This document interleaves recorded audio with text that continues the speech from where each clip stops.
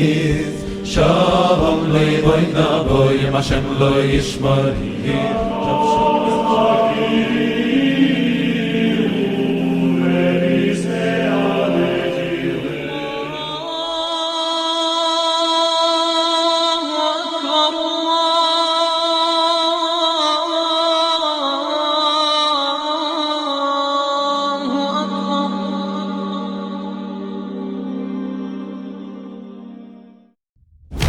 Assalamu alaikum wa rahmatullahi wa barakatuh.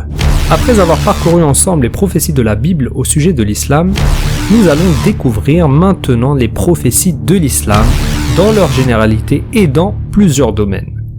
Ibn Hajar rahimahullah a dit il y a 7 siècles: il n'y a pas une époque qui passe sans qu'il n'y ait une nouvelle preuve dans le Coran qui prouve sa véracité. Donc à même un jour du dernier jour, une personne se manifestera et présentera de nouvelles preuves sans précédent qui témoignent de la validité du Coran et de la validité de l'islam que personne n'a jamais découvert auparavant. Les preuves de l'authenticité ne sont pas exclusives ni à une nation, ni à une époque, ni à un sujet particulier, mais au contraire, ces preuves apparaîtront dans toutes les nations, dans toutes les époques et dans tous les sujets. Nous allons analyser dans un premier temps le Coran, puis nous détaillerons ces analyses par la suite.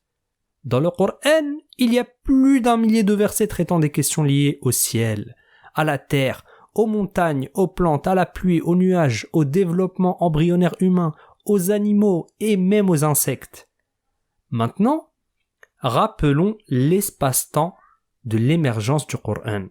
Le prophète Mohammed sallallahu alayhi wa sallam vivait dans un environnement primitif, plein de mythes, de superstitions et de perceptions païennes. Mais les versets du Coran sont infaillibles à ce jour. Aucune contradiction, erreur scientifique, historique ou géographique n'a été retrouvée dans le Coran. Ce qui prouve que celui qui a révélé ce livre à son prophète est bien Allah Tout-Puissant, le Seigneur des cieux et de la terre, le Créateur de toutes choses, le premier et le dernier, et que son prophète Mohammed sallallahu alayhi wa sallam est bien véridique. Si le Coran était une création humaine, comme le croient les non-musulmans, il serait évidemment inspiré et rédigé selon la nature environnante avec toutes les ignorances, charlatanismes, tours de passe-passe et mythologie courantes à ce temps-là. On est bien d'accord. Dans cet épisode, nous allons prouver que le Coran est révélé par Dieu Tout-Puissant, subhanahu wa ta'ala. Allah dit dans le Coran: ne médite-t-il donc pas sur le Coran? S'il provenait d'un autre qu'Allah, ils y trouveraient certes maintes contradictions. Méditez sur le Coran et vous trouverez beaucoup de divergences si ce n'était pas de Dieu. Si cela n'a pas été révélé de Dieu, vous retrouverez la culture de cette époque avec tous ces mythes. Le défi est aussi simple que cela.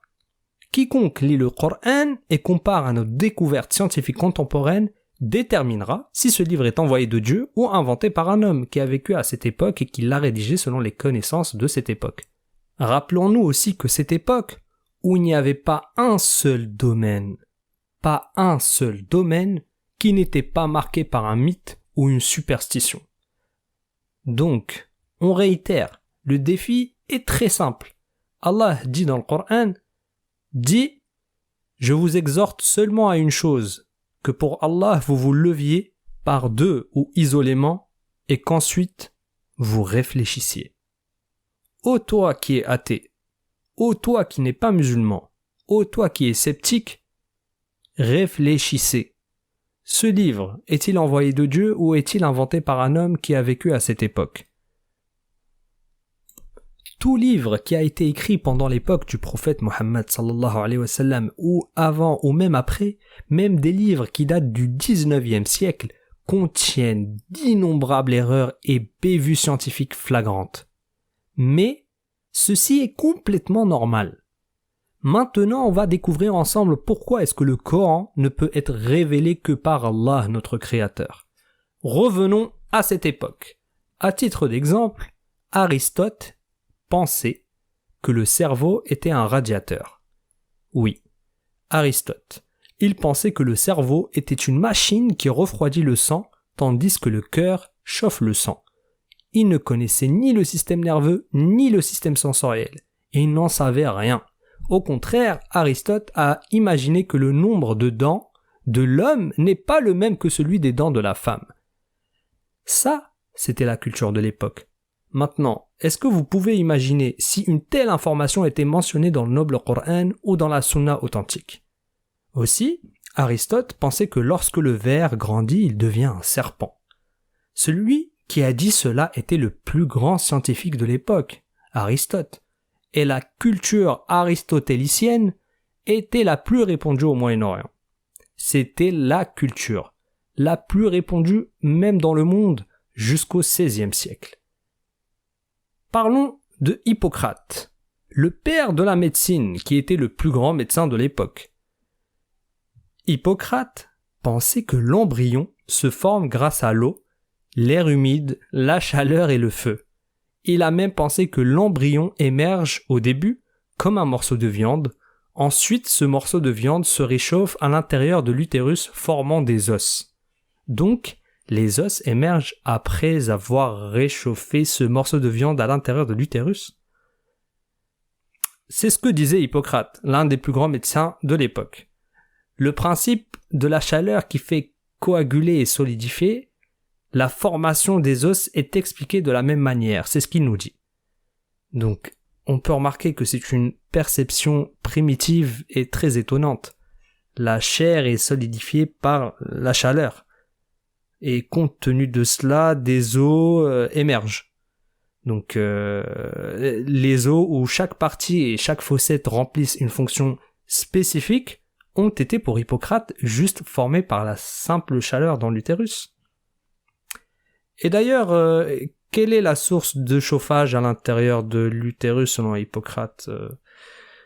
Bon, c'est pas grave. Aussi, Aristote pensait que la moitié supérieure du corps de l'embryon apparaissait en premier et que la partie inférieure émergeait à un stade ultérieur. Vous imaginez si une femme avorte d'un fœtus avec juste une tête et un thorax? C'est pas grave. Passons à Galien, l'un des plus grands médecins de l'époque et disciple d'Hippocrate. Galien imaginait que les os, les nerfs, les veines et la membrane sont extraits du sperme, tandis que les tissus mous sont tirés de l'éjaculation féminine. C'est ce que Galien a écrit dans son livre, sur le sperme, pages 99 et 103. C'était ainsi la culture de l'époque et aussi la culture commune au Moyen-Orient. C'est pourquoi nous trouvons les mêmes mots de Galien dans le Talmud, littéralement. Comme vous le voyez dans l'image, le Talmud a repris exactement les paroles de Galien.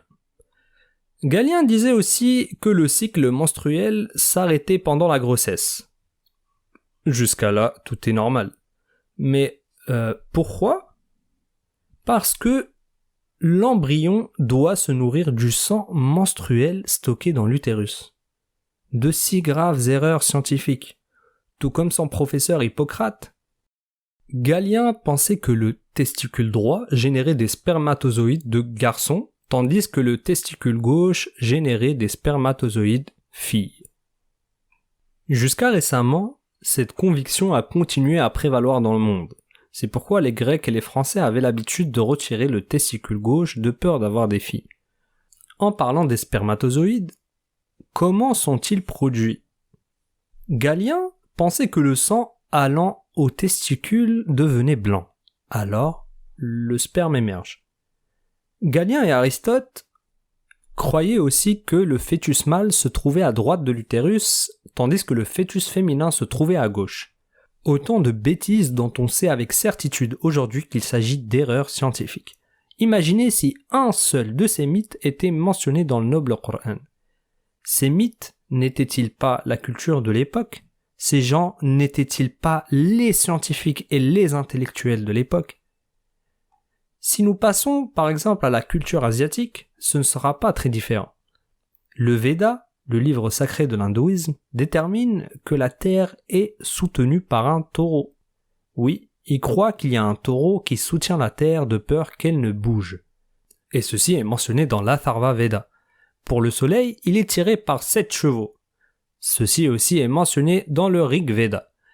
L'éclipse, comment se produit-elle? Alors, pour les hindous, l'éclipse se produit parce qu'il y a un fantôme qui cache le soleil derrière lui. Et ceci est mentionné dans le Rig Veda. Ce sont les perceptions du monde à cette époque. Il n'y a pas un seul livre publié il y a quelques années qui ne contienne des mythes scientifiques. Par exemple, Charles Darwin, qui a publié un livre dans lequel il classe les créatures selon l'évolution il y a 150 ans, on peut jeter un œil sur ces cahiers à travers l'œil de la science d'aujourd'hui. Et nous y verrons de graves erreurs et des mythes très amusants. Par exemple, Darwin croyait en la pangénèse. C'est quoi la pangénèse? Il croyait que chaque partie du corps émettait son propre type de petites particules qui s'agrègent dans les gonades. Ainsi, lorsque vous pratiquez un sport, ces particules sortent des muscles et atteignent les gonades. De cette façon, le fils acquiert la force des muscles de son père. Darwin ne connaissait ni le génome ni l'ADN. Ces mythes ont été écrits il y a seulement 150 ans par Darwin. Alors, qu'en est-il d'un livre qui a été révélé 600 ans après Jésus-Christ seulement? Aucun mensonge ni erreur dans ce livre jusqu'à ce jour. Et ceci est totalement impossible s'il avait été inventé par l'homme. Allah subhanahu wa ta'ala nous dit: le faux ne l'atteint d'aucune part, ni par devant, ni par derrière, c'est une révélation émanant d'un sage digne de louange.